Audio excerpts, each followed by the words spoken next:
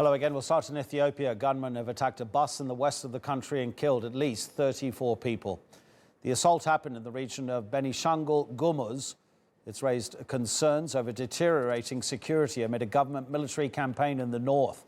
That's where fighting is taking place between federal forces and those loyal to the Tigray People's Liberation Front. The United Nations says since the start of this month's violence, at least 20,000 people have fled Tigray, leaving for neighboring Sudan.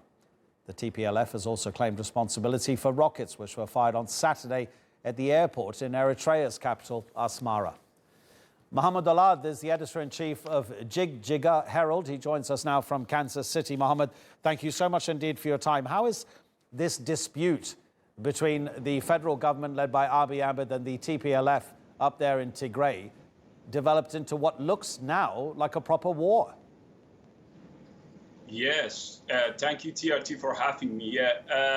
The current conflict between TPLF and Abiy Ahmed and on one side, and also the involvement of Eritrea for this dispute, what is internal dispute between Ethiopian government and Tigray People's Liberation Front, has been showing all signs for a long time that this was not going to be entirely an internal affairs. It was going to grow into a more regional conflict that has the potential not only to destabilize Ethiopia, but also the entire Horn of Africa.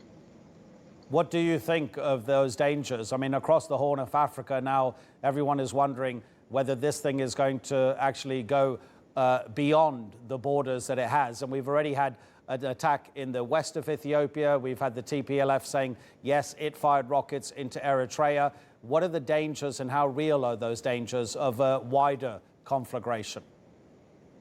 Actually, those dangers are real. Just a couple of hours ago, the Tigrayan People's Liberation Front has accused the UAE, United Arab Emirates, and their military installations and presence in Assab port in Eritrea to be ready or already involved in the conflict on behalf of Prime Minister Abiy Ahmed. So the Tigrayan regional government has just accused the United Arab Emirates that it is letting Prime Minister Abiy Ahmed to use their drones and other military vehicles and installation in Assab. And also already Sudan is feeling the pressure from this conflict in their neighbor to the east, because there are tens and thousands of refugees that are already crossed to the Sudanese side of the border.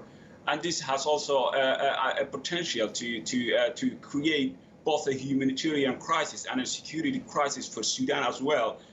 And also, just before the start of the current war between TPLF and the Ethiopian government, Seyum Mesfin, which is a very influential Tigrayan figure for the last 30 years, who also served as more than 2 decades as a foreign minister, just implied that Ethiopia is going to be the next Yemen, or the next, what you call Libya, in which regional powers and international powers would kind of vie for their influence by supporting different factions, different groups within the conflict.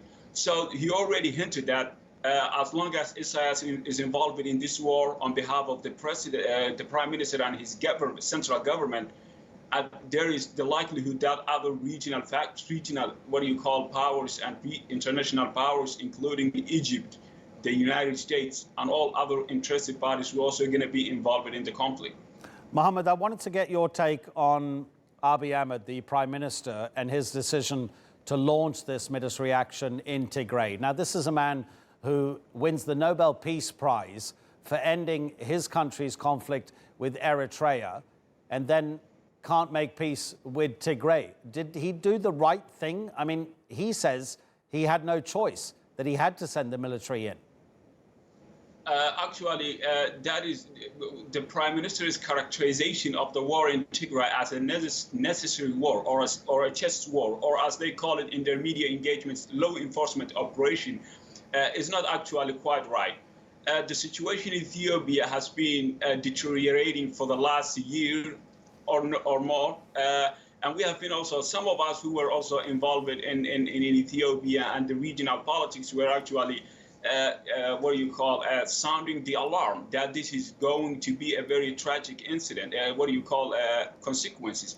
given the Prime Minister just right after November last year, when the Prime Minister received the Nobel Peace Prize.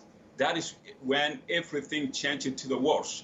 The arrest of high-profile Oromo opposition leaders and other opposition leaders, the resigning back of the federal structure, Prime Minister's alliance with very extremist, Ethiopians. We call them Ethiopians. They have a nostalgia for the prior imperial era and the Derg era. And Prime Minister's alliance with these, uncanny forces with Ethiopian politics has been actually building pressure and like a cooking pressure that is actually was expected to actually explode sometime. And this is not actually something new, given the trajectory of where things have been going for the last year or so. And this is not actually one incident. It is not also one single issue. It has a multi-related issues that are more or less about the future of this country and where things should be headed. It's about the soul and the image of this country. It is not about just a war between TPLF and the federal government. Mohamed, really appreciate your time. Thank you for the analysis. That's Mohamed Olad, Editor-in-Chief of Jig Jigger Herald. The foreign ministers of Azerbaijan